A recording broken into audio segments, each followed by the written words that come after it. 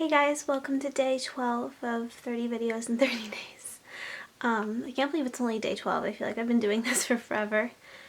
I feel awful today, which is a really good way to start out the vlog. It's also already 4 o'clock. I've been shoveling for the past 3 hours. There's so much snow here. But I was just, because I feel so crummy, I was thinking about the idea of, or the question I guess rather, of is happiness a choice? Because I feel like that's I feel like there are really two camps when it comes to the answer for this. I feel like there's one group of people that are completely like, of course, happiness is 100% a choice and you can just choose to be happy. And then there's another camp that's like, you're crazy, happiness isn't a choice. If somebody's struggling with depression or some other type of depressive ailment, whether it be physical or mental, of course they can't help being sad, and of course they can't just choose to be happy. And I feel like I see a lot of like people yelling at each other over that idea. But it seems like it's very just divided in the middle, and those are the two views, and that's how it is. And obviously, it's a big topic, and a lot of people talk about it. And I was just thinking about my views on it, and honestly, I don't see how you could just be so black and white about happiness, because it's such a huge thing and it's not easily defined and it's not easily created, and I don't think it's easily lost either, even though it seems like it's really easy to be unhappy. I think as like humans, just for survival, we want to have happiness because we just innately want to have a good quality of life, like for survival. And happiness, or even just contentness in life, is a big part of survival, because if you're depressed, you're not going to make it very far in the wild. You just give up and shrivel up and die. And that would not be good for our species if we were all like that. That didn't make any sense. But I was just thinking about it a lot, and I think about it a lot all the time, and I've been wanting to do like a sit-down video. Not that this isn't a sit-down video, but like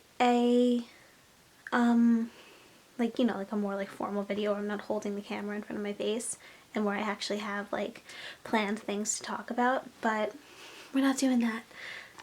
Just because I need to put up a video today and this is all I can think of, and it's all I really want to talk about. But yeah. So is happiness a choice? Or is it something you can't just decide to have, and if you're unhappy or depressed, you're just doomed? I think both camps are right, in some way. Like, I think that the answer to the question is somewhere down the middle, because here's the thing. The people who claim that you can just choose to be happy and that everything's all in your head, which I always find it strange when people are like, oh, everything's all in your head. When things are all in your head, that's bad. Your brain, your thoughts control like so much about your life.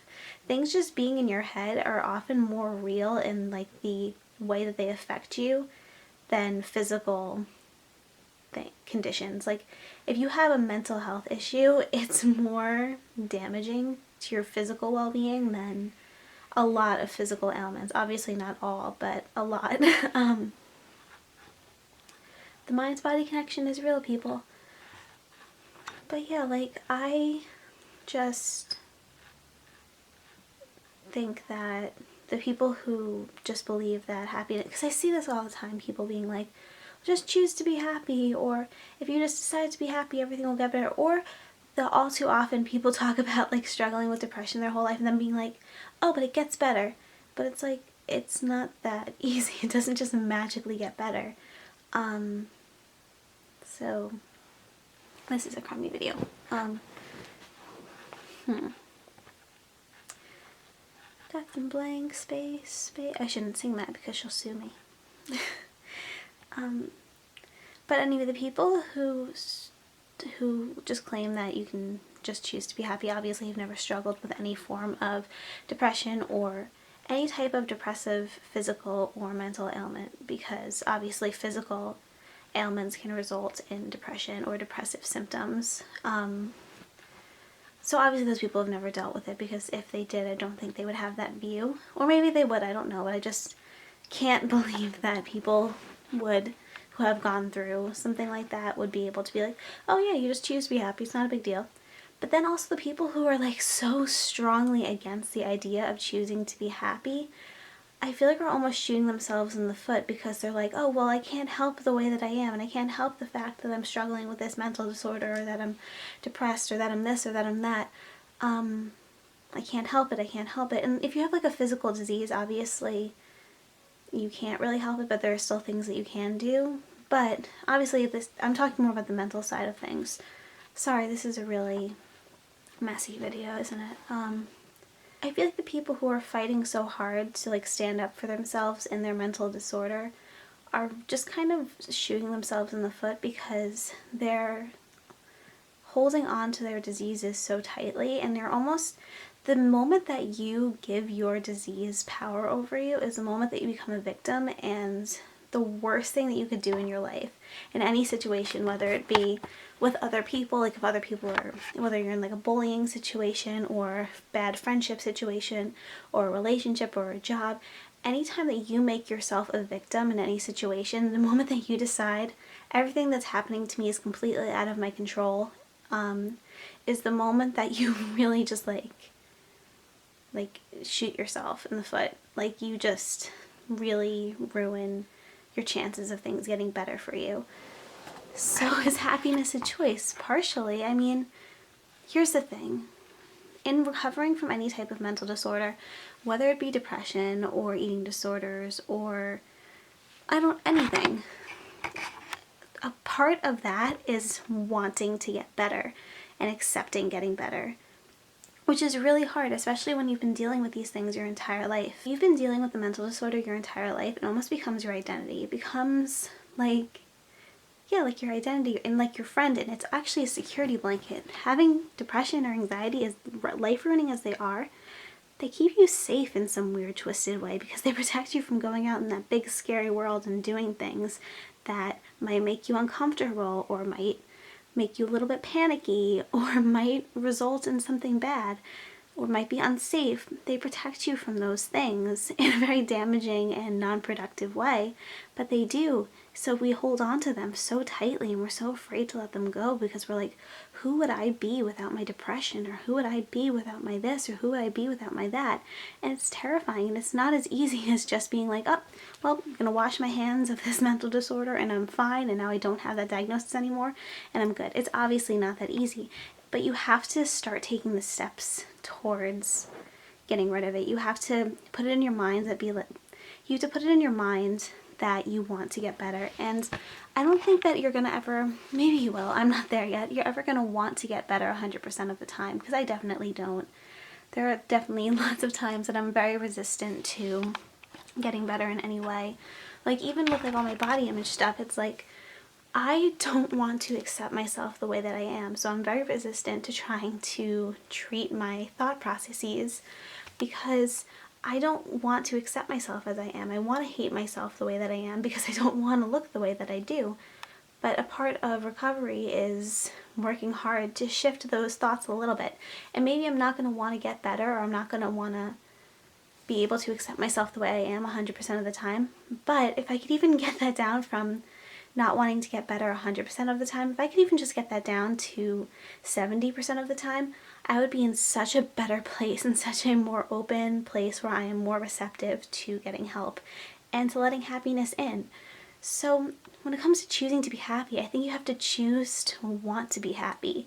And that's the first step forward in finding happiness. It's not just waking up one day and being like, oh, well, I'm going to be happy now. It's obviously not that simple, but it's also not waiting around for things to quote unquote get better. Does it get better?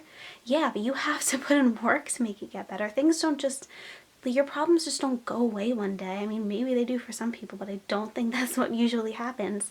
When people say that it got better for them, or that they were in a really bad place and that got better and that they're doing better now, it's because they did some kind of work, whether it was go to therapy or change their situation or stand up for themselves or pursue some other type of therapeutic thing for themselves or worked on themselves or dedicated time to self-care. Any of that stuff, those people all took steps towards getting better. It didn't just get better for them. They all took small baby steps over a course of time, and it could have been months, it could have been years. They all took the steps forward in being like, okay, well, I'm here now, I'm in this really low spot, but one day I want to be there. I want to be in that really high spot where I'm super happy. And they just trudged along and trudged forward, and it's an uphill battle, and it's not easy, but that's that's the only way you can do it. It doesn't just magically get better. And I think that there's such a big misconception out there that, oh, well, I'm depressed right now, but it'll get better. Things just always get better. And yeah, things will get better, but you need to put work into it. You can't just sit around and wait for things to one day get better without putting work into it. Something I kind of live my life by is saying that you need to rip yourself completely apart sometimes to be able to put yourself back together. And I think that's what I'm doing right now. I think that I'm in the process right now of really like tearing myself wide open and kind of just falling apart. Like my entire existence is in shambles right now. But in the process of doing that, as much as it sucks and as horrible and not fun as it is, while I'm doing that, I'm learning so much about myself that I didn't know before, and I'm starting to piece together little things about myself that I know are going to help me in the long run, and are going to help me figure out what the heck I'm supposed to do, and help me figure out how to talk to people and how to spread my message, whatever that is, and help other people, because that's what I want to do. I really think that what I want to do is just start an open and honest dialogue about mental health and make people aware of how to be compassionate to other people who are struggling with mental illnesses, but then also making people who struggle with mental illness aware that we live in a world that you're not going to be coddled all the time, and that's okay. And we need to learn as people who might be a little bit more sensitive than the normal person how to handle that. And it's not easy, but we need to do it for ourselves. We can't just wait and expect for the world to give us everything we want and give us happiness all of a sudden. We need to work for it, and it's really hard, but I have to believe that that hard work will pay off in the end, because we live in a really beautiful world, and it sucks that so many of us aren't able to really experience the world for what it is, because we have so much garbage in our head and so many voices in our heads telling us we're not good enough, or just being crushed by the world. And it stinks, because then when you're struggling with mental illness or depression or anything, you're really just existing and you're not really living. And a big part of getting better is choosing to put the work in when it comes to being happy. It's not as much just choosing I'm going to be happy. There's a snowblower going off in the background. It's not just choosing I'm going to be happy, it's choosing to begin to take the steps you need to become happy.